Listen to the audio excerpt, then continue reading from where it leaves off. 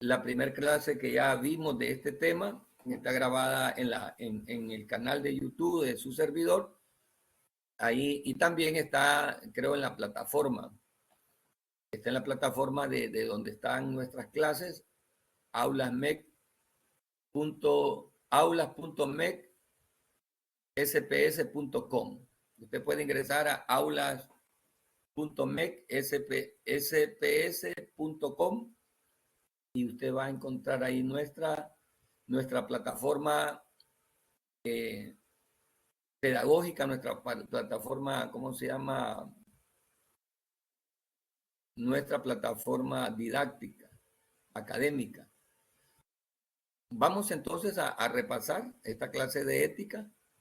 Si usted ve en su pantalla, ponemos aquí ética y lo que pone de ética es esta balanza, porque de eso se refiere la ética, ¿verdad? De pesarnos en balanza. Pesar en balanza que nuestro comportamiento. En las clases anteriores definimos primero la malla curricular, ¿verdad? Con que iniciamos este periodo, este diplomado, todas las clases que conlleva el diplomado. Mire usted, revise cuántas ya ha cursado de todas las que están ahí. Y estas son las temáticas que corresponden para el parcial número 1, ¿verdad? El periodo, el primer periodo que es ética ministerial, primera parte. Son estas 5 unidades. Veremos en las 5 clases que nos hacen falta porque ya tuvimos una clase y el periodo dura 6 clases. Esto lo veremos en el segundo periodo, que será para nosotros en esta clase será el próximo año, ¿verdad? Y esta que vemos en pantalla, esta diapositiva que vemos en pantalla es la definición general, un índice genérico, ¿verdad? De la ética. Primero los conceptos generales de ética, los que están relacionados con la ética, como ética, moral, valores, y ver un poco lo que es la escala de valores, ver lo que es la ética secular, cómo es el comportamiento ético de las personas.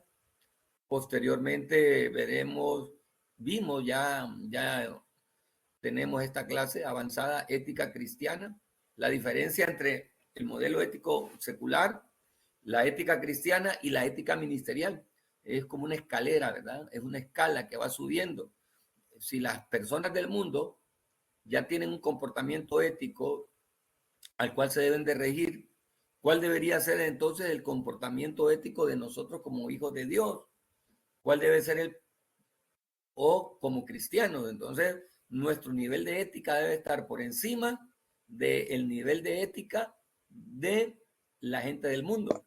Pero ¿qué ocurre? En muchas ocasiones la gente del mundo tiene un mejor comportamiento que, entre comillas, los que son cristianos. Eso es delicado, ¿verdad? Y sí, el cristiano debe tener un mejor comportamiento ético que la gente del mundo que todavía no conoce a Cristo. ¿Cómo debe ser el comportamiento ético de los pastores, de los apóstoles, de los profetas, de los evangelistas, de los maestros? ¿Cómo debería de ser? Y tristemente encontramos en esta ejemplificación personas no cristianas que despectivamente nosotros les llamamos mundanos, ¿verdad? Pero que tienen un mejor comportamiento que nosotros como cristianos. Eso es terrible. Y que un inconverso tenga un mejor comportamiento que un hombre de Dios que ministre en el altar, ¿se imagina cuántos hombres de Dios a escondidas, ¿verdad? Llevando una doble vida, predicando desde el altar. ¿Cuál es el parámetro para medir la ética de esas personas? No es tan fácil, porque cuando nos miden, recuerden aquel pasaje que citamos la semana pasada, mene, tekel uparsin. Tarde o temprano alguien va a medir nuestro modelo ético, nuestro sistema de valores. O lo miden aquí en la tierra y somos juzgados en la tierra, o en algún momento se va a medir desde el cielo. Si esa expresión mene, mene, tekel, uparsin, fuiste hallado falso, si esa es la definición para nosotros, vamos a ser juzgados en el cielo, pero en un momento diferente. En el cielo hay dos momentos de juicio para el pueblo, para la iglesia y para el mundo. El primer momento es el tribunal de Cristo, que ese se llama el tribunal de la recompensa. Nuestro modelo ético, sino de no ser juzgado en la tierra, por los hombres de la tierra, será juzgado en el cielo, en dos probables momentos. Número uno, en el tribunal de Cristo. Y el tribunal de Cristo no es un tribunal de condenación, sino de galardones. Nos dirán ahí, en el tribunal de Cristo, conforme a nuestra línea teológica en escatología, se nos dirá esto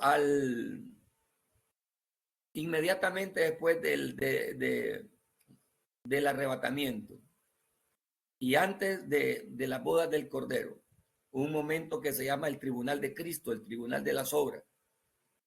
Pero si nuestro comportamiento fue ético, fue incorrecto y no nos alcanzó, no la salvación, porque la salvación es gratuita, pero los galardones no son gratuitos. Ven, bien, buen siervo y fiel, bien, buen siervo y fiel. En lo poco fuiste fiel, sobre mucho te pondré. Entra en el gozo de tu Señor. Si nuestro comportamiento ético fue delante de Dios aceptable, ¿verdad? Y honramos su nombre, seremos levantados en las nubes. Y en el juicio del gran trono del tribunal de Cristo, ahí seremos galardones. Pero si no nos vamos con el Señor y nuestro comportamiento ético nos traiciona o nosotros traicionamos a Dios a través de nuestro comportamiento ético, nos van a decir allá en el gran juicio del trono blanco, en el juicio del gran trono blanco, apartados de mí, obradores de maldad. Yo le hago una pregunta a usted, hombre de Dios, mujer de Dios. ¿Qué espera que se le diga en el juicio hacia su vida por lo que usted fue aquí en la tierra? Que el Señor le diga, bien, buen siervo y fiel, en lo poco fuiste fiel, sobre mucho te pondré, o prefiere que el Señor le diga, apartaos de mí, obradores de maldad, no os conozco. ¿De qué depende eso? ¿De lo que yo hice en la obra de Dios? ¿De cuánto yo prediqué? ¿De cuánto yo evangelicé? Va más allá. Depende de quién fui yo como persona. ¿Cuánto honré a Dios con mi testimonio? ¿Cuánto fruto di de que nací de nuevo, de que soy un hijo de Dios? Porque muchas veces confundimos los dones con el llamado de Dios, los talentos con la santidad de Dios. Muchas personas están llenos de talentos y conforme a los talentos sirven, pero su vida está lejos de santidad. Por eso es tan importante esta clase para todo cristiano, sobre todo para aquellos que de alguna manera estamos sirviendo a Dios. Nuestro modelo de ética, sin duda, debe estar por encima, nuestro nivel de ética debe estar por encima, si nosotros somos siervos del altar, mayor a un cristiano nominal. Y de hecho, mayor a la ética secular. Pero si yo como hijo de Dios, como ministro de Dios, oiga bien que el edificio de una iglesia, digamos, voy a meterme a problemas, pero si fuera el edificio de una iglesia, el contador de energía eléctrica, aquí en Honduras, el contador que se usa, la ENE, está trabajado, se imagina. ¿Qué código de ética podemos tener si nosotros le debemos a alguien y no tenemos la intención de pagarle y le andamos ahí con mentiras para alargar y que la persona se aburra de estarnos preguntando? O que tratemos de darle lástima para que no nos cobre, ¿verdad? ¿Qué código de ética es eso? Pero predicamos con una gran autoridad, con una gran unción, con un gran respaldo. Si como hombre de Dios usted, mientras está preparando un sermón o mientras se está preparando para ir a predicar o para ir a visitar, ahí a escondidas con su celular, teniendo pláticas indecorosas o queriendo enamorar a aquellas personas que usted está ministrando. ¿Se imagina? Qué delicado. O dejándose enamorar. ¿Dónde quedan los códigos de ética? Es ahí donde el Señor nos va a decir, apartaos de mí, obradores de maldad. Señor, en tu nombre echábamos de fuera demonios, en tu nombre predicamos, apartaos de mí, obradores de maldad. Debemos de cuidarnos, ¿verdad? Esto ya lo vimos, vimos el concepto de ética, la palabra ethos, que significa carácter, ¿verdad? El carácter de Dios en nosotros. El propósito, ¿cuál es el propósito de la ética? Hay dos tipos de ética. Vamos aquí a... ¿Cuál es el propósito de la ética?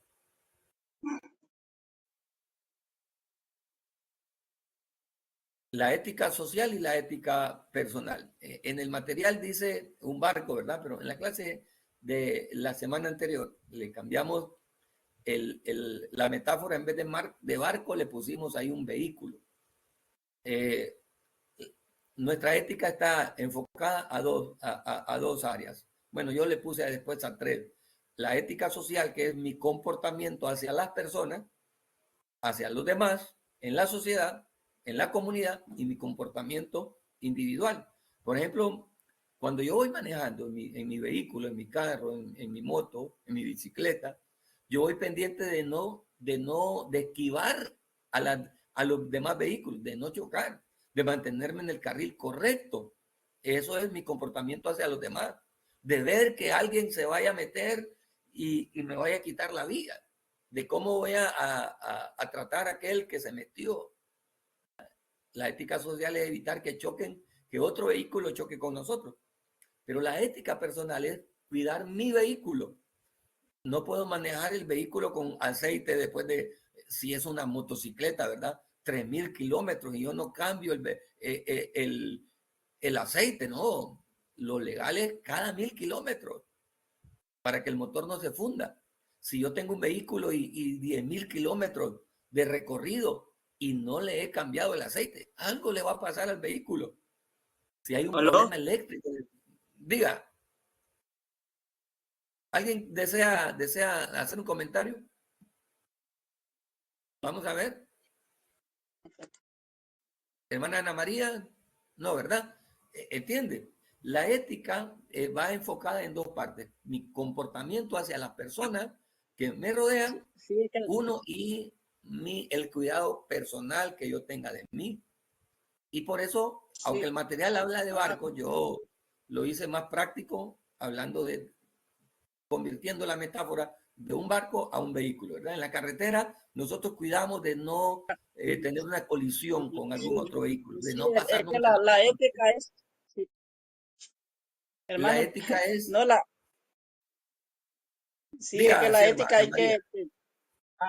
es que hay que estar precavido y para todo, ¿verdad? Para saber lo bueno que estamos haciendo. Así es. La Sí, ética porque es así nuestro comportamiento. como el aceite del carro hay que estar revisando. Hay que estarlo Así revisando es. para que todo nos salga bien, ¿verdad? Así es. Bueno, Así. ¿en qué comparáramos el aceite del carro? Lo comparáramos, digamos, con nuestra vida de oración, con nuestro temperamento. ¿Cuánto gritamos nosotros en la casa? ¿Se imagina que la gente que nos ve predicar o que nos ve salir con la Biblia nos ve gritándole a nuestro cónyuge, faltándole al respeto? Qué triste, ¿verdad? Que así fuese, qué triste. Cuando no Sí, una buena imagen, no imagen, sino un buen testimonio. sí, Un tenemos que buen tener un buen testimonio. testimonio, Entonces, ¿verdad? así es. A eso se refiere la ética. Imagínense, un hombre de Dios casado con una esposa, con hijos, y mientras está ministrando también pretenda enamorar a alguien de la iglesia, pretenda vivir una vida a escondidas. Y mientras el vecino al cual usted le predica y usted lo ofende porque usted se va a ir al infierno, ese vecino es un buen esposo, ese vecino es un buen hijo, ese vecino es un buen padre. No estamos hablando de salvación, estamos hablando de comportamiento. La salvación es gratuita y no depende de cómo yo me comporte, pero los frutos el fruto de la salvación es mi testimonio. Yo testifico que soy salvo con mi comportamiento. Hace poquito estaba escuchando al pastor Amílcar Corleto, ¿verdad? Tan conocido. Qué buena intervención sobre el nuevo nacimiento.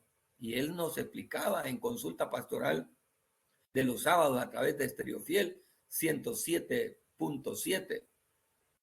Nos explicaba él lo que es nacer de nuevo y cómo el nuevo nacimiento va de la mano con el comportamiento progresivo. No puedo ser un cristiano 8 meses, el mismo cristiano de hace 8 años no puedo ser hoy.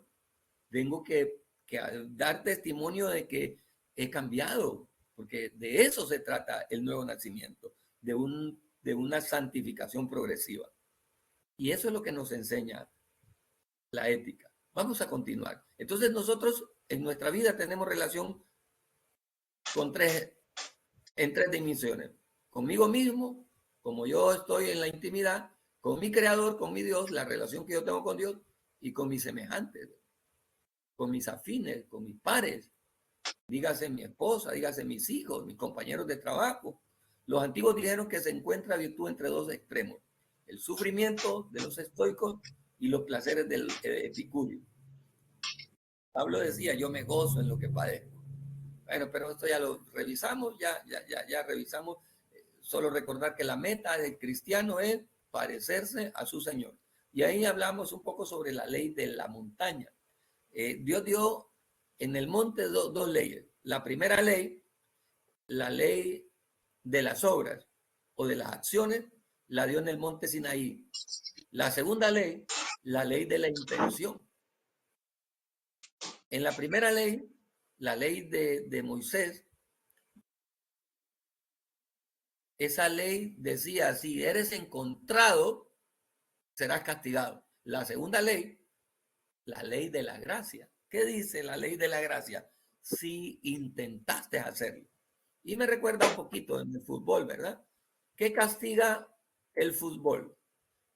El árbitro de fútbol, ¿qué es lo que castiga en el que comete la falta? ¿Dar o qué también? Vamos a ver si hay futbolistas acá, amantes del fútbol. ¿Dar o qué? No le pegó. No le pegó. En el fútbol, cuando un árbitro sanciona una falta a un futbolista, le sanciona porque le pegó y por qué también. Porque, vamos a ver, no hay futbolistas. En Juticalpa no se juega el fútbol. Allá los amantes del Real España aquí en San Pedro Sula, hermano Elder, ¿qué es lo que juzga? Vamos a ver, hermano Alex, allá o hermana Ana María. Sí.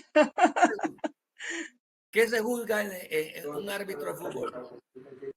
Pegar o dar o intentar. Y el intentar dar.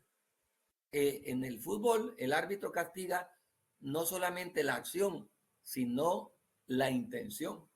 En el Nuevo Testamento, Dios no castiga el hecho, sino que castiga el deseo insaciable que tuvimos de hacerlo. Yo no caí en pecado abiertamente, pero si yo deseé profundamente cometer ese error, y aunque mi mente y mi corazón cedió, entonces para Dios como que lo hubiera hecho. Mire qué tremendo. La intención. La mala intención del jugador. La mala intención del jugador. Este Job, un día me gustaría que analizáramos un poco la vida de Job, ¿verdad? Pero en el capítulo 31, más y más no recuerdo, ahí en los primeros versículos, dice, si mi corazón se fue tras mis ojos, mire, él no pecó con la mujer, pero dice que Dios me castigue si mi corazón se fue tras mis ojos. Si mi corazón se fue tras mis ojos, que el Señor me castigue. Yo no pequé con la doncella, decía, pero con solo el hecho de haberla deseado, yo ya pequé. ¿Qué cosa, verdad? Sí. Aquí están los 10 mandamientos. Vamos a comenzar con el primer mandamiento. Lo vamos a ver después. Y vamos a hacer esa paralelo entre los 10 mandamientos y las bienaventuranzas. Las bienaventuranzas. Miren, ¿qué dice la ley de Moisés? La primera edición de la ley del monte. ¿Cuál es la primera edición de la ley del monte? No matarás. Allá en la primera edición de la ley del monte es en el Sinaí. La segunda edición, el Sermón del Monte, ¿verdad? La segunda edición, allá en la Gracia. Vamos a irnos a Mateo capítulo 5 en adelante. Mateo, voy a dejar de compartir y les voy a poner Mateo capítulo 5 en adelante. Vamos a tener por aquí, esperando que me abra aquí, ya me abrió. Lo pueden ver, ya está, ¿verdad? Vamos a ver. No, vamos a 21.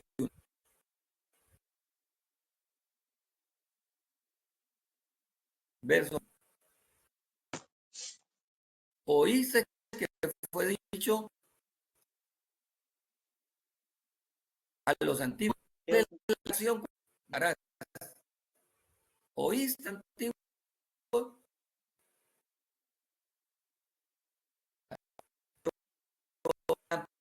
la ley. ¿Qué dice? ¿Qué dice la ampliación de la ley?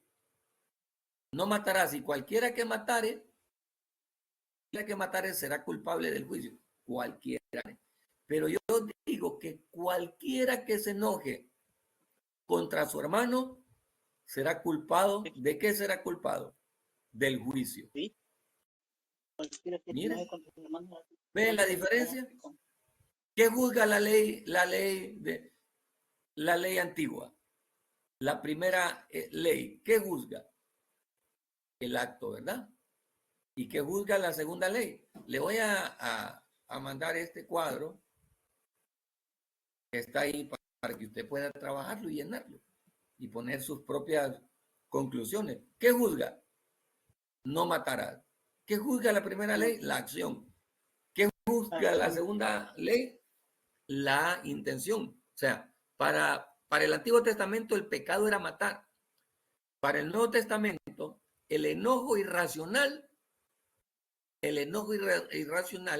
contra mi hermano ya cuenta como pecado. Miren. Y cualquiera que diga necio a su hermano, mire, pero yo os digo que cualquiera que se enoje contra su hermano será culpado del juicio. Aquí se está refiriendo a un enojo irracional, desmedido, ¿verdad? No es que el enojo sea malo, sino el enojo desmedido, grosero. Y cualquiera que diga necio a su hermano será culpable ante el concilio. Y cualquiera que le diga fatuo quedará expuesto al infierno de fuego. Miren, qué tremendo, ¿verdad? Sí. Verso 27, el segundo habéis oído. Oíste que fue dicho, no cometerás adulterio. Ah, pero ¿cuál es la ampliación de la ley? De la ley de la gracia, si se pudiera decir esa contradicción, ¿verdad? La ley en el Antiguo Testamento, las acciones. La ley en el segundo testamento, en el siguiente testamento, que le decimos la gracia, ¿verdad? Pero mire tan especial la gracia. Pero os digo que cualquiera que mira a una mujer, ¿para qué? ¿Para qué? Para codiciarla. Ya adulteró con ella en su corazón. Mire, ¿cuántos adúlteros habrá entre los cristianos? ¿Cuánto adulterio de intención que también se presenta delante de Dios como pecado? Que Dios nos ayude, amados hermanos, porque esto no es fácil, la verdad. No es fácil enseñarlo, mucho menos vivirlo. Esto es sumamente delicado. Vamos a ver otro código, el verso 31. ¿Qué dice el verso 31? También fue dicho, cualquiera que repudia a su mujer, dele carta de divorcio. Pero yo digo que cualquiera que repudia a su mujer, a no ser por causa de fornicación, hace que ella adultere, y el que se case con la repudiada comete adulterio. Mire, además habéis oído, fíjese que tristemente, iba a pasar esto de alto, pero tristemente, cómo se está dando en nuestros ministerios, en nuestras iglesias, personas que se separan como que nada hubiera pasado. ¿Y sabe cuál es lo triste? Que siguen sirviendo en sus iglesias, en sus congregaciones, separados. Y no pasa nada. No pasa nada, hermano. ¿Cómo es posible que un matrimonio sólido se separe, cada quien se vaya por su lado y con tal que sigan sirviendo en la obra de Dios, con tal que el engranaje ministerial, el engranaje de servicio no se detengan, que sigan sirviendo separados, que no se arreglen? Y ningún líder, ningún hombre, ninguna mujer de Dios lucha por restaurar ese matrimonio. Porque es más fácil hacerse la vista gorda en medio de la crisis matrimonial que perder dos buenos líderes sirviendo en la obra de Dios. Entonces, están separados, están casados, se separan y siguen sirviendo. Porque es más importante en nuestros engranajes ministeriales, de empresa y no de familia, es más fácil que la gente siga sirviendo aunque esté en situaciones éticas que a Dios no le agradan. Pero le aseguro, amado hermano, que en el cielo no va a valer eso. Y quienes lo permitimos, quienes no intervenimos porque nos interesa más que una meta ministerial se cumpla, en vez de cuidar una familia, también tendremos el pago. ¿Por qué? Porque daremos cuenta de nuestras ovejas. Daremos cuenta de nuestras ovejas. Aunque estas ovejas sean líderes que ministran a Dios, siguen siendo ovejas que Dios dio a nuestro cuidado. Pero estamos tan acostumbrados a enfocar el ministerio en metas proyectadas que en familias restauradas. La iglesia no son primeramente metas, la iglesia son familias. Debemos de cuidar más a las familias, a la persona y luego las cosas y luego las metas. Son las personas bien ministradas, bien pastoreadas, que van a hacer que las metas se cumplan de manera correcta. Esto es una cosa muy difícil porque en nuestras congregaciones se está viviendo a flor de piel. Se está viviendo a flor de piel, pero como no estamos viviendo un verdadero ministerio conforme al llamado de Dios, cuidar las personas. Además, habéis dicho que fue dicho de los antiguos, no juréis si no cumplirás al Señor tu juramento. Pero yo digo, no juréis en ninguna manera, ni por el cielo, porque es el trono de Dios, ni por la tierra, porque es el estrado de sus pies. Mire, el 38, solo lo voy a bajar porque esto debimos haberlo visto en la clase anterior. Oíste que fue dicho ojo por ojo, diente por diente. Pero yo digo, no resistáis al que es malo. Miren, la venganza. En el Antiguo Testamento, Dios permitía la venganza. No venganza, no es venganza. Ahí me equivoqué. Esto de ojo por ojo no es venganza, sino que es vindicación. Hay una diferencia entre venganza y vindicación. Ojo por ojo no es venganza, sino vindicación. Pero son términos legales, ¿verdad? Pero delante de Dios me tengo que quedar con el golpe. No puedo buscar la vindicación. Pero yo digo, no resistáis al que es malo. Antes, a cualquiera que te hiera en la mejilla derecha, vuelve también a la otra. Y vamos a ver, ¿oíste qué fue dicho? Amarás a tu prójimo y aborrecerás a tu enemigo. Pero yo digo, amad a vuestros enemigos y bendecid a los que os maldicen. Y así sucesivamente, ¿verdad? Vamos a dejar de compartir y vamos a ir más adelante. O sea, no es fácil, hermano. No es fácil tener comportamiento ético delante del Señor, delante de las personas, pero el comportamiento ético no conforme ni a la ley del Antiguo Testamento ni a los estamentos éticos de la cultura contemporánea a la que nosotros pertenecemos, sino nuestro comportamiento ético debe estar a la altura de la palabra, del estamento ético que nos dejó Jesús en el Nuevo Testamento. Ese bendito sermón del monte, sermón de la montaña.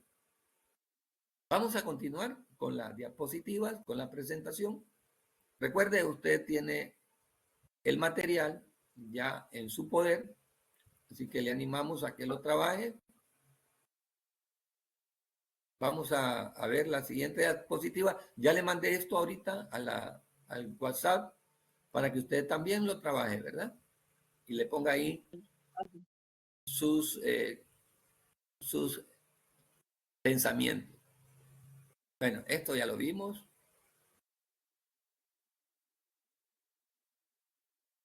Vamos a ver. Hermenéutica y ética. Y aunque ya lo vimos, quiero repasar.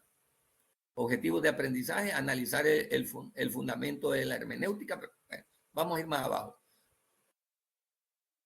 ¿Cómo debe nuestra ética ministerial estar al lado de nuestra interpretación hermenéutica? No torcer las escrituras para lograr que las personas hagan lo que deseamos. Es lo que Dios dice versus es lo que yo quiero que diga. Y vamos a trabajar algo, le vamos a poner esto.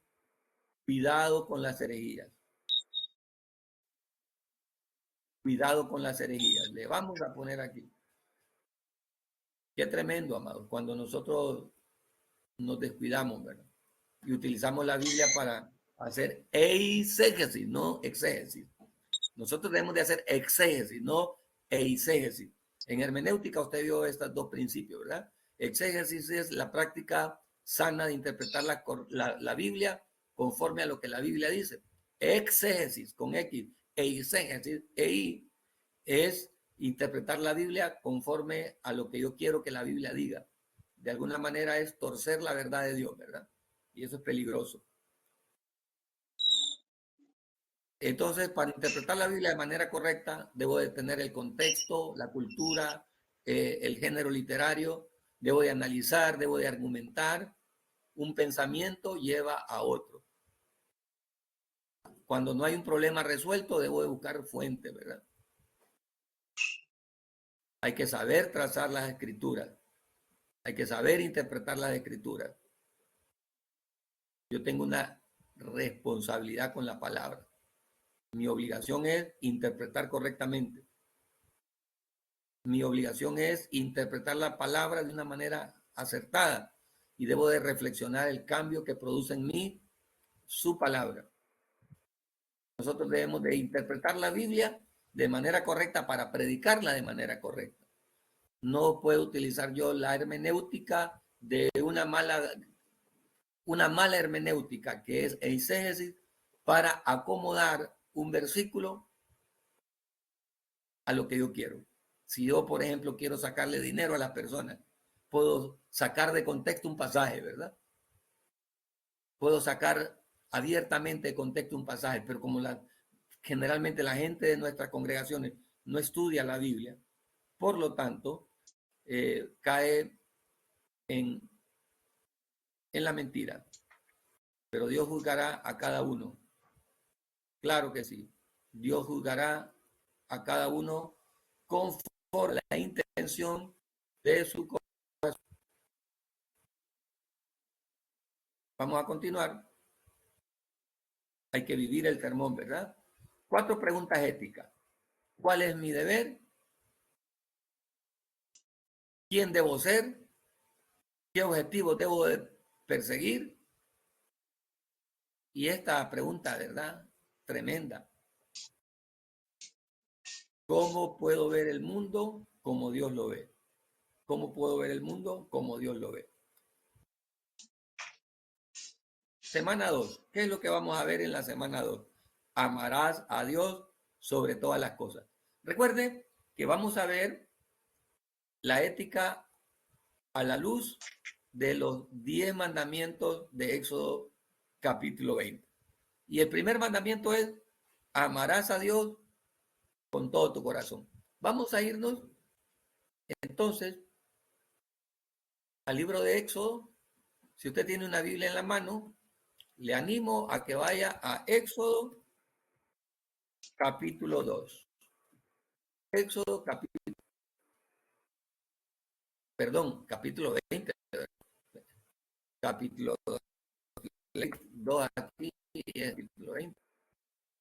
Capítulo 20. ¿Qué dice Éxodo capítulo 20? Vamos a esperar que el internet me diga que sí. ¿Qué hay en Éxodo capítulo 20? ¿Qué hay en Éxodo capítulo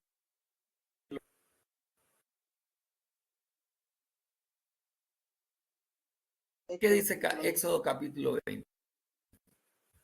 Y habló Dios todas estas palabras, diciendo, yo soy Jehová tu Dios, que te saqué de la tierra de Egipto, de casa de servidumbre.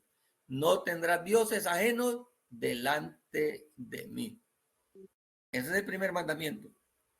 ¿Cuál es el segundo? No te harás imagen ni ninguna semejanza de lo que está arriba en el cielo, ni abajo en la tierra, ni en las aguas debajo de la tierra. Ese es el segundo, pero el primero es, no tendrás dioses ajenos delante de mí. ¿En qué consiste el hecho de tener dioses ajenos? Vamos a hacer un estudio de las alegaciones éticas de las religiones del mundo. ¿Qué dice el budismo? ¿Cuál es la teología budista? No busca a Dios de verdad, busca el objetivo de la iluminación. Mire que el budismo, que se está interfiriendo en el mundo occidental. El budismo se está infiltrando desde hace años en el mundo occidental. ¿Sabe usted que el budismo en este momento es la base de la psicología moderna, de la psicología del siglo XXI? Y los púlpitos cristianos se están llenando de su psicología del siglo XXI. Entonces, de alguna manera, los púlpitos del siglo XXI, púlpitos evangélicos del siglo XXI, al llenarse de psicología del siglo XXI, ¿de qué se están llenando? Si la psicología del siglo XXI está chupando la doctrina del budismo, ¿de qué se están llenando entonces los púlpitos cristianos evangélicos pentecostales y neopentecostales? De budismo, de prácticas budistas disfrazadas de psicología y como desde el púlpito con un versículo bíblico sacado de contexto para cumplir budismo. Qué tremendo, ¿verdad? Porque no busca a Dios de verdad. ¿Qué busca? El objetivo del budismo es la iluminación. ¿Y de qué habla la iluminación? Del crecimiento de la persona, del crecimiento personal. Y en los púlpitos, ahora, ¿qué se predica? Crecimiento personal, empoderamiento. Yo sí puedo, yo sí soy capaz. ¿Has escuchado tan bonitos esos sermones, esas motivaciones, mensajes motivacionales? Los púlpitos evangélicos, pentecostales, neopentecostales están llenos de mensajes de motivación. Yo sí puedo, yo sí soy capaz, yo soy la corona, yo sí. ¿Qué dice la Biblia? Miserable hombre de mí. Les estoy socavando probablemente de su corazón, de su mente, estoy confrontando en este momento lo que para usted es un verdadero sermón. Pero ¿qué es lo que está predicando sin darse cuenta? Budismo, disfrazado ¿de qué? De crecimiento interior. Iluminación, el crecimiento interior es la iluminación. Ay, ¿pero qué dice la Biblia? No hay justo ni a un uno. Entonces, la iglesia, hay dos tipos de iglesias en el Nuevo Testamento. Bueno, perdón, no en el Nuevo Testamento, en el libro de Apocalipsis, que reflejan la actitud del cristiano de los últimos tiempos. La iglesia de Filadelfia, amor fraternal, y la iglesia de la Odisea.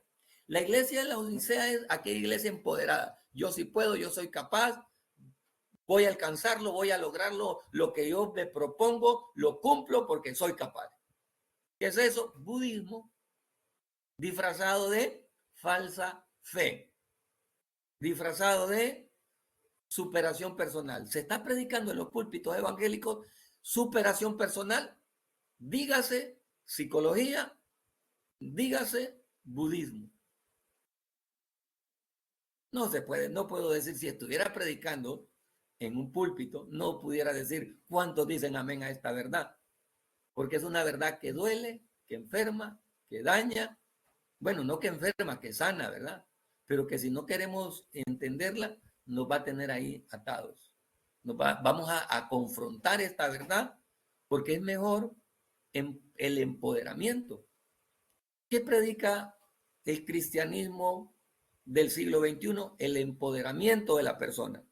En otras palabras, antropocentrismo. ¿Qué es antropocentrismo? La iluminación. El enfoque es el hombre, el ser humano, la persona. Él es el centro de atención. Y eso nos enseña esta teoría teológica, que nos enseña el confucianismo de Confucio, ¿verdad? Es en esencia una ética. Dice que debemos respetar a nuestro rey, a nuestro padre, a nuestros líderes y a nuestros maestros. Y que esa es la esencia para tener una sociedad buena y ordenada. Yo sí creo en la paternidad espiritual. Yo creo que quien es mi autoridad principal en el Ministerio de la Cosecha es un hombre de Dios, un padre para una generación. A pesar de eso, entiendo de que no se le puede idealizar a ningún ser humano como incorruptible o incapaz de pecar. Porque todo ser humano, no importa la autoridad que tenga ministerial, tiene el gen del pecado en su vida. Y una de las actitudes de este nuevo modelo evangélico neopentecostal es dimensionar o la autodimensión de aquellos que están como líderes. Como decía en cierta ocasión el pastor Alex, ¿verdad? Ya están en un nivel de patriarcas, de arcángeles. Ya no se pastorean ovejas, sino que se pastorean águilas. Pastor de leones. No, hermano, los leones no se pastorean, se pastorean las ovejas. El estoicismo, estos creían que es importante ser indiferentes y despreocupados ante el dolor. El epicurio es el gozo extremo, ¿verdad? La felicidad sin tapujos. Y en otras partes dice que Dios ya se apartó, ¿verdad? Del mundo. Dios creó al mundo y se fue a dormir. Estos modelos son los que están rigiendo, ¿cómo es? Midiendo o dándole los parámetros a los movimientos evangélicos contemporáneos. Hay dos posturas éticas, el deísmo y el ateísmo. ¿Cuál es el deísmo? Sostiene que hay un Dios.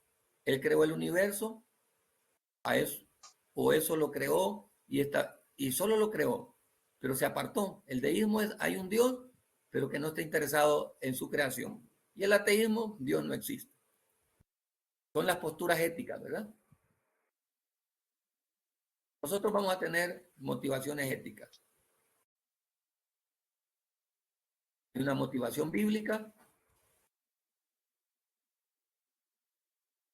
el amor de Dios debe estar en nosotros y esa motivación de ética también debe estar reflejada en el fruto del Espíritu en nuestra vida. Esa motivación ética para amar a Dios por sobre todas las cosas se trata de que nosotros debemos entrenarnos como atletas. Solo estoy dándole un resumen de lo que usted tiene en su libro, en su material, para que usted lo lea. Vamos a quedar hasta aquí. La centralidad de la obediencia, motivos para la obediencia, posturas católicas extremas acerca de la obediencia, posturas protestantes extremas acerca de la obediencia, motivaciones más y menos honorables. ¿Qué es la obediencia? ¿O cuáles son los motivos para la obediencia? Estamos de nuevo mirando a los motivos para obedecer a Dios. Los motivos para llevar a una vida ética y de santidad. De hecho, hay bastantes motivos en los que nos enfocamos. Ahora, ¿por qué decimos esto de la obediencia? Porque amarás al Señor. ¿Cómo dice el primer mandamiento? Vamos a ver. ¿Cómo dice el primer mandamiento? Amarás a tu Amarás a prójimo Dios como a ti sobre mismo. todas las cosas. Amar a Dios sobre todas las cosas implica una obediencia extrema a Él, a su palabra, a su voluntad. Vamos a continuar. Ese material es muy bueno. Yo se lo recomiendo, que no solo aquí tan siquiera, ni siquiera, no se dice tan siquiera, no sé, ni siquiera lo abrimos.